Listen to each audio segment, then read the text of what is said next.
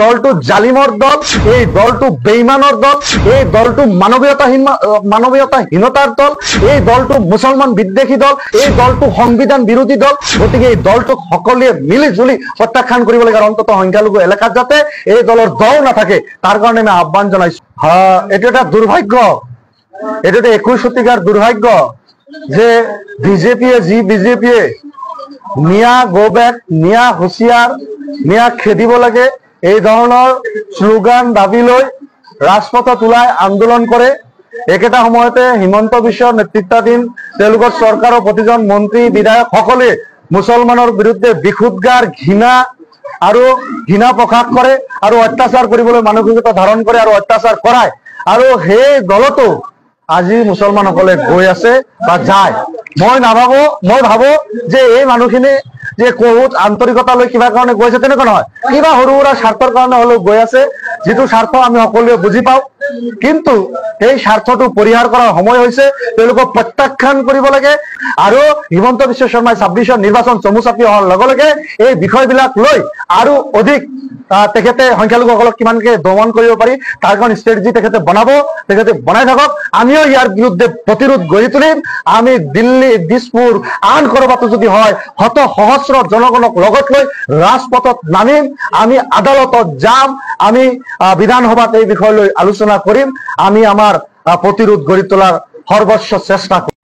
এইটো এটা দুৰ্ভাগ্য, এইটো 21 শতিকাৰ দুৰ্ভাগ্য যে বিজেপিয়ে মিয়া গো বেক, মিয়া হুঁচিয়াৰ, মিয়া খেদিব লাগে এই ধৰণৰ শ্লোগান দাবী লৈ ৰাজপথত ওলাই আন্দোলন কৰে। একেটা সময়তে হিমন্ত বিশ্বৰ নেতৃত্বাধীন তেওঁলোকৰ চৰকাৰৰ প্ৰতিজন মন্ত্ৰী বিধায়ক সকলে মুছলমানৰ বিৰুদ্ধে বিক্ষুব্ধ ঘৃণা প্ৰকাশ কৰে আৰু অত্যাচাৰ কৰিবলৈ মানসিকতা ধাৰণ কৰে আৰু অত্যাচাৰ কৰায়। আৰু সেই দলতো আজি মুছলমানসকলে গৈ আছে বা যায়। মই ভাবো যে এই মানুহখিনি যে বহুত আন্তৰিকতা লৈ কিবা কাৰণে গৈছে তেনেকুৱা নহয়, কিবা সৰু সুৰা স্বাৰ্থৰ কাৰণে হলেও গৈ আছে, যিটো স্বাৰ্থ আমি সকলোৱে বুজি পাওঁ। কিন্তু এই স্বাৰ্থটো পৰিহাৰ কৰাৰ সময় হৈছে, তেওঁলোকক প্ৰত্যাখ্যান কৰিব লাগে আৰু হিমন্ত বিশ্ব শৰ্মাই 26ৰ নিৰ্বাচন চমু চাপি অহাৰ লগে লগে এই বিষয়বিলাক লৈ আৰু অধিক তেখেতে সংখ্যালঘুসকলক কিমানকে দমন কৰিব পাৰি তাৰ কাৰণে ষ্ট্ৰেটেজি তেখেতে বনাই থাকক।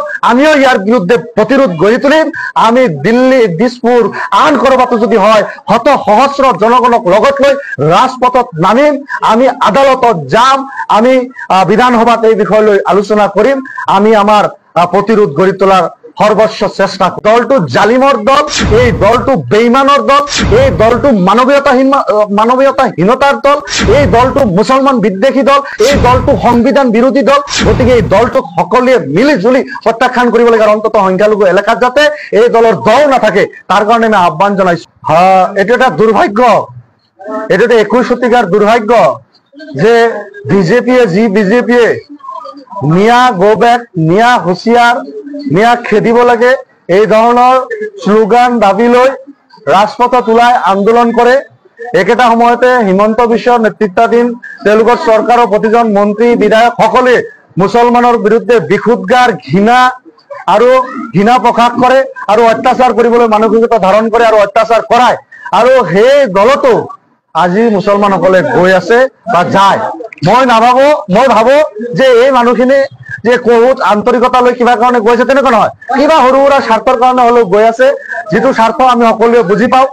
কিন্তু এই স্বাৰ্থটো পৰিহাৰ কৰাৰ সময় হৈছে, তেওঁলোকক প্ৰত্যাখ্যান কৰিব লাগে আৰু হিমন্ত বিশ্ব শৰ্মাই 26ৰ নিৰ্বাচন চমু চাপি অহাৰ লগে লগে এই বিষয়বিলাক লৈ আৰু অধিক তেখেতে সংখ্যালঘুসকলক কিমানকে দমন কৰিব পাৰি তাৰ কাৰণে ষ্ট্ৰেটেজি তেখেতে বনাই থাকক। আমিও ইয়াৰ বিৰুদ্ধে প্ৰতিৰোধ গঢ়ি তুলিম। আমি দিল্লী, দিছপুৰ, আন কৰবাতো যদি হয় শত সহস্ৰ জনগণক লগত লৈ ৰাজপথত নামিম, আমি আদালতত যাম, আমি বিধানসভাত এই বিষয় লৈ আলোচনা কৰিম, আমি আমাৰ প্ৰতিৰোধ গঢ়ি তোলাৰ সৰ্বস্ব চেষ্টা কৰিম। এইটো এটা দুৰ্ভাগ্য, এইটো 21 শতিকাৰ দুৰ্ভাগ্য যে বিজেপিয়ে মিয়া গো বেক, মিয়া হুঁচিয়াৰ, মিয়া খেদিব লাগে এই ধৰণৰ শ্লোগান দাবী লৈ ৰাজপথত ওলাই আন্দোলন কৰে। একেটা সময়তে হিমন্ত বিশ্বৰ নেতৃত্বাধীন তেওঁলোকৰ চৰকাৰৰ প্ৰতিজন মন্ত্ৰী বিধায়ক সকলে মুছলমানৰ বিৰুদ্ধে বিক্ষুব্ধ আৰু ঘৃণা প্ৰকাশ কৰে আৰু অত্যাচাৰ কৰিবলৈ মানসিকতা ধাৰণ কৰে আৰু অত্যাচাৰ কৰায় আৰু সেই দলতো আজি মুছলমানসকলে গৈ আছে বা যায়। মই ভাবো যে এই মানুহখিনি যে বহুত আন্তৰিকতা লৈ কিবা কাৰণে গৈ আছে তেনেকুৱা নহয়, কিবা সৰু সুৰা স্বাৰ্থৰ কাৰণে হলেও গৈ আছে, যিটো স্বাৰ্থ আমি সকলোৱে বুজি পাওঁ। কিন্তু এই স্বাৰ্থটো পৰিহাৰ কৰাৰ সময় হৈছে, তেওঁলোকক প্ৰত্যাখ্যান কৰিব লাগে আৰু হিমন্ত বিশ্ব শৰ্মাই 26ৰ নিৰ্বাচন চমু চাপি অহাৰ লগে লগে এই বিষয়বিলাক লৈ আৰু অধিক তেখেতে সংখ্যালঘুসকলক কিমানকে দমন কৰিব পাৰি তাৰ কাৰণে ষ্ট্ৰেটেজি তেখেতে বনাই থাকক। আমিও ইয়াৰ বিৰুদ্ধে প্ৰতিৰোধ গঢ়ি তুলিম। আমি দিল্লী, দিছপুৰ, আন কৰবাতো যদি হয় শত সহস্ৰ জনগণক লগত লৈ ৰাজপথত নামিম, আমি আদালতত যাম, আমি বিধানসভাত এই বিষয় লৈ আলোচনা কৰিম, আমি আমাৰ প্ৰতিৰোধ গঢ়ি তোলাৰ সৰ্বস্ব চেষ্টা কৰিম।